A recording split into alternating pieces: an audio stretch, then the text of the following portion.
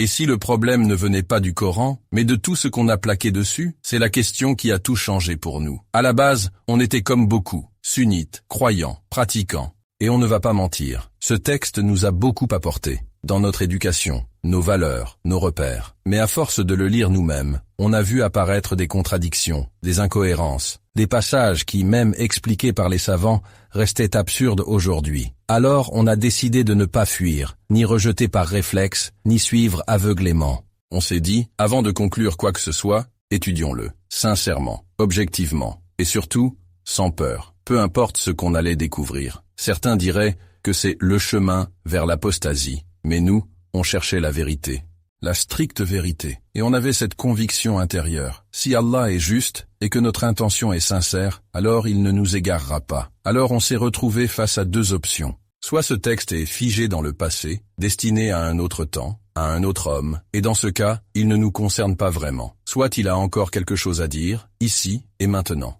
Mais pour ça, il fallait reprendre tout depuis la base, avec une méthode claire, linguistique, testable, basée sur les racines, la structure du texte et les sources anciennes, sans dogme, sans peur, sans filtre. Et ce qu'on a trouvé, c'est un message vivant, profond, universel, qui aide chacun à devenir la meilleure version de lui-même et à agir avec clarté, sens et impact. Voilà notre travail, voilà notre démarche. Si ça te parle, rejoins-nous sur Discord. Mais si tu sens que ce chemin n'est pas pour toi, on respecte. Chacun avance avec ceux qui lui ressemblent. Nous, on ne cherche pas à convaincre, on cherche à comprendre.